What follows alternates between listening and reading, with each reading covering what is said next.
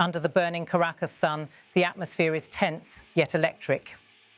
María Corina Machado, Venezuela's newly crowned Nobel Peace Prize laureate, stands at a podium surrounded by cameras and cautious allies. Her tone is resolute, her words carefully measured, but the message is unmistakable. President Nicolás Maduro's days in power are numbered, with or without negotiations. She begins by acknowledging the stakes. "We are willing to offer guarantees," she says, her voice steady, "but those guarantees will not be made public until we sit down at the negotiating table." "We have said we are willing to offer guarantees, which we will not make public until we sit down at that negotiating table." Here is a reality. The one who declared war on Venezuelans was Nicolás Maduro. It is Nicolás Maduro who applies state terrorism internally and narco-terrorism externally. The statement, calm on the surface, carries a quiet ultimatum. It signals to Maduro's inner circle that there remains a narrow path to exit peacefully, but also a warning that history may move without them if they refuse. Outside Venezuela's borders, tension simmers. US Navy warships, including the guided missile cruiser USS Lake Erie, pass through the Panama Canal in full view of international cameras, a projection of deterrence that Washington calls a counter-narcotics operation. To Maduro, it is a siege. To María Corina Machado, it is a long-awaited line in the sand.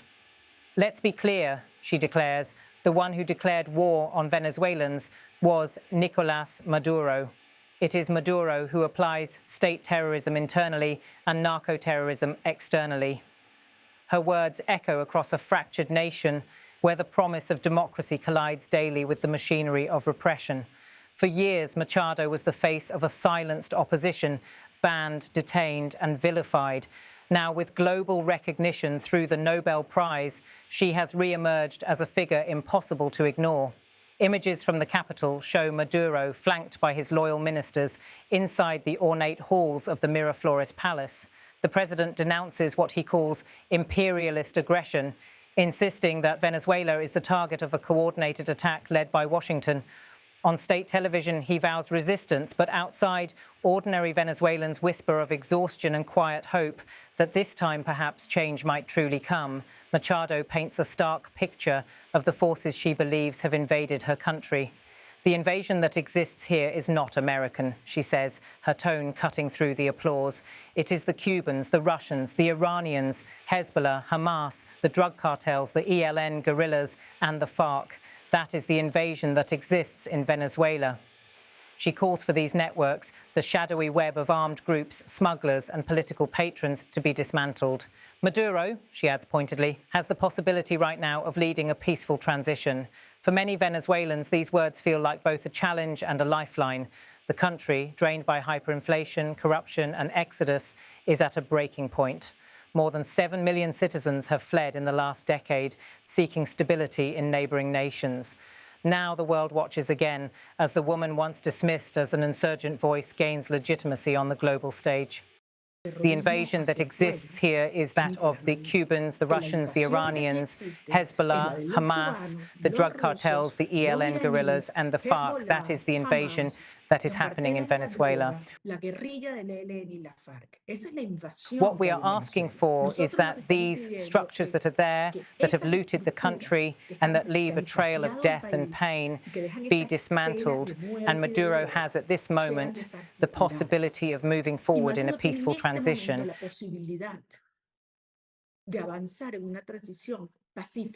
The biggest surprise I've ever had in my life, and the truth is that I confess that today, 3 days later, I'm still processing it. I think this recognition of the people of Venezuela has been an injection of energy and work. Her Nobel Peace Prize came as a shock even to her. "It's the biggest surprise of my life," she confesses. 3 days later, I'm still processing it. This recognition for the people of Venezuela has been an injection of energy and work that humility contrasts sharply with the combative persona she often shows in politics, one shaped by years of persecution and survival. Soon after receiving the call from Oslo, Machado dedicated the award to an unexpected figure, Donald Trump. "It's to convey how much Venezuela needs his leadership and the international coalition that has been formed," she explains. It's a symbolic nod to Washington's role in keeping pressure on Maduro and a message of gratitude for what she calls the courage of those who refuse to normalize tyranny. In Washington, President Trump's tone is, as ever, blunt. Stop sending drugs into the United States, he tells reporters. We actually sank 3 boats, not 2, and I'd say to him very firmly, I'd stop sending people from your prisons to our country. His statement, half boast, half warning, reverberates through Latin American capitals. To some, it's reckless brinkmanship. To others, it's a long overdue defense of sovereignty.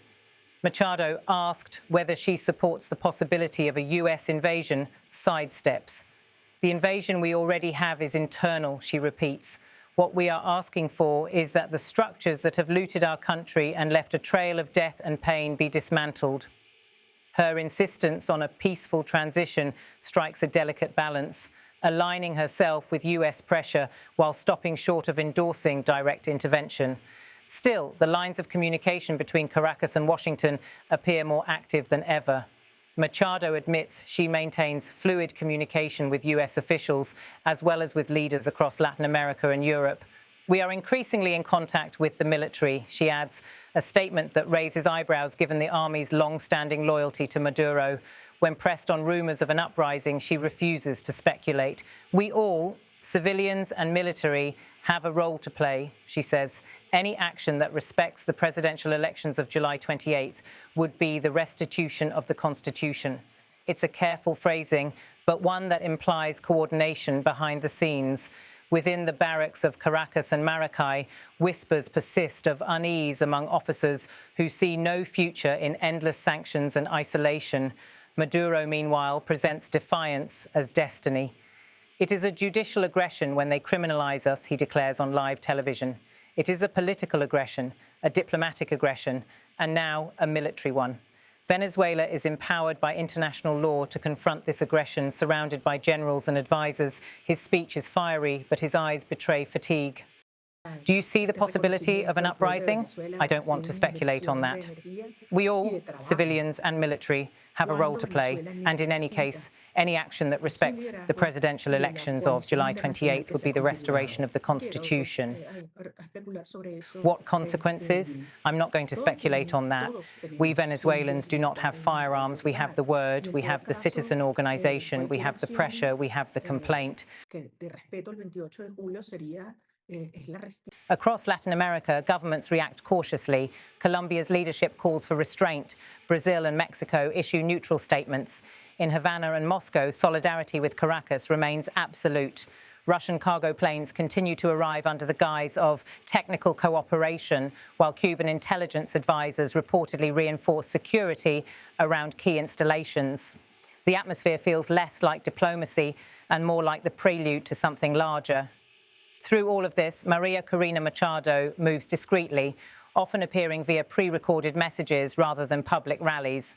She has lived in hiding for over a year after Maduro's government accused her of treason. Yet her digital presence is unmistakable. Nightly addresses streamed on social media, her words stitched into the soundtrack of resistance. Her supporters describe her as Venezuela's Iron Rose, a blend of elegance and defiance. Critics, however, accuse her of courting foreign intervention and of embracing Trump's militarized rhetoric. But in Caracas's poor neighborhoods, where people queue for hours for bread and gasoline, ideology matters less than the promise of change. In the barrios of Petare, murals now depict Machado's face alongside national heroes. In the business districts, whispers circulate about contingency plans, quiet preparations for a transition that could arrive suddenly. For the first time in years, the rumor mill hums with a strange optimism. Analysts warn, however, that removing Maduro without chaos will be far from simple. His regime is sustained by powerful networks, intelligence chiefs, business allies, and military elites who fear prosecution. The challenge, as Machado's offer of guarantees suggests, lies in convincing them that stepping aside is safer than staying.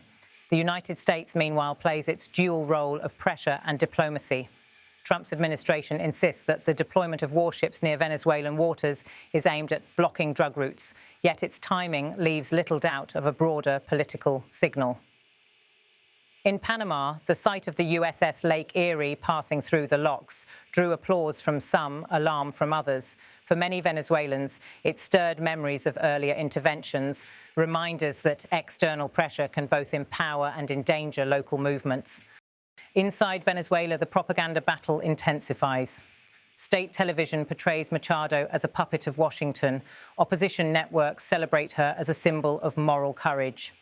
The Nobel Prize, though largely symbolic, has redefined her image globally, transforming her from a domestic dissident into an international figurehead of democratic resistance. As night falls over Caracas, the city hums with uncertainty.